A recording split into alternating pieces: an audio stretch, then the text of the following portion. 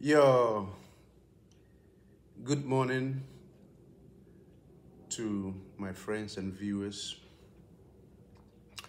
Happy new month and a happy new week. Today is the beginning of a new week in a new month, and I just want to thank God for my life. I want to thank God for the miracles He's doing in my life, and I have a story to share. There was once this wealthy man in a countryside who gathered all his monies and then went and bought a big golden coin. And when he bought the coin, he just looked at one side of the coin and then put the coin in his treasure or in his bag. But unfortunately, his bag was leaking, and he was taking a journey into another city to buy goods to come back to the city he dwelt in. And on the way out of the goldsmith shop where he purchased the gold coin, the coin dropped, and he didn't know that the coin dropped, and there was a beggar on the street, and this beggar picked up the coin, and he didn't know what to do with it. You know, after some days, he decided to go to the goldsmith to find out the worth of the coin he picked. But when this beggar picked the coin, he scrutinized it. He looked at both sides of the coin. The first side of the coin had the head of a king from Africa. And the other side, the flip side, had inscription, "God is my provider." And there was a cowrie in the middle of the coin, an image of a cowrie in the middle of the coin. So when he got into the shop to find out the worth of the coin, you know, the goldsmith was shocked and surprised that a wretched man, like, you know, the man who walked in, could be in possession of a big treasure like that. And not long, this wealthy man came into the shop, and there was an argument. He tried to tell the people that the coin belonged to him. So to cut matters short, the goldsmith called the whole town to come around for them to judge whatever happened.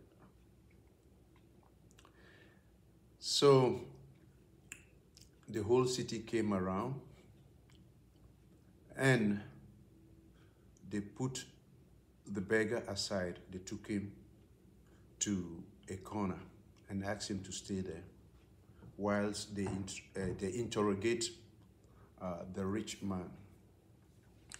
So, you know, the elders of the city asked the rich man, "You say the coin belongs to you. What are the inscriptions on the coin?" And just because this man was rich, he didn't pay details to what was written on the coin. He just looked on one side of the coin, which he saw that there was an image of an African king on the coin, and that was all that he looked at.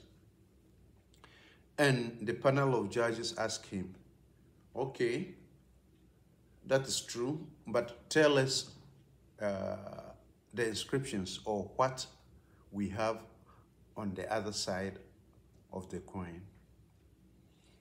And this wealthy man looked stupid before the whole congregation or the whole crowd or the whole city, because he didn't even know what was on the other side of the coin. So they took him aside, and then they brought this poor man. They asked him, hey, mister, you said the coin belonged to you.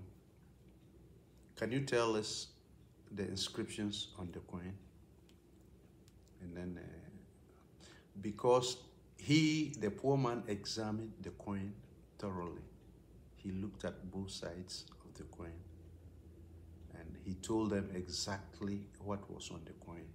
The head of an African king, a cowrie on the back, and God is my provider on the back of the coin. So the city,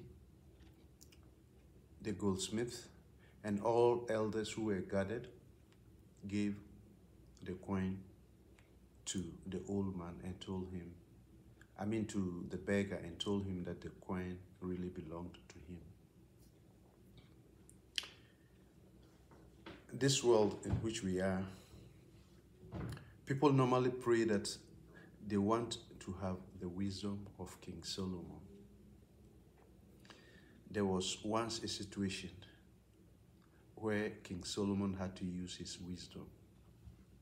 And King Solomon had to listen to both sides of the story. He looked on both sides of the coin. But these days, people are very fast in judging and condemning people based on a one-sided story, based on just one side of the coin. And that is very dangerous. Nowadays, you know what I do? When someone calls me and tells me that this person has done this or that and that, all I do is that I tell the person, just hold on. Let me call this second person, this person you are talking about, so that we can trash, the issue. That's always the best thing to do. When you do that, people will never come to you with a one-sided story. Try to listen to both sides of the story and make a judgment. Please, do not inherit someone's bitterness against his neighbor. Because if you try to inherit someone's enemy, maybe that person is untouchable. And if you go and inherit someone's enemy, you haven't even finished fighting your battles, and you've gone to inherit someone's enemy. And if that person is untouchable, let me tell you, nothing would move in your life, including the person who is telling you negative things about another person. All I'm trying to say is that there are two sides to a coin. Look on both sides before you can make a judgment. We have a saying that lies go around the city 3 times and the truth haven't even laced its shoes yet. That is the world for you in which we live today. And my prayer to God is that I will not, in my life, inherit another person's burdens, another person's enemies. It's dangerous. because some people are untouchable. When you touch them, you touch the eye of the Lord. You touch the eye of the supreme being that is above. Today is Monday, 5th of June. My prayer to God is that you be blessed as you go. You will be blessed as you come in, together with your family, together with people surrounding you. I pray that the good Lord, or the God that you believe in, would see you through this week, and He would see you through this month. Let's love ourselves. Let's love ourselves as the supreme being above loved us. And I pray that you all stay blessed. And I will come your way again another time. I don't do this frequently. I do it probably once in every 2 months. And if I've stepped on your feet or whatever I said, if you are hurt, please forgive me. But all I'm saying is that I'm speaking the truth. I know these days even men of God are allergic to the truth. When you're speaking the truth, they have problem with you. Sometimes they tell you that all that you're saying is true, but it's not the right time. And I always ask myself, when would the right time ever come? You strike the metal whilst it's hot. And you probably might never get an opportunity like that before. So I would encourage us to say it as it is. If it's black, it's black. If it's white, it's white. Let's say it as it is.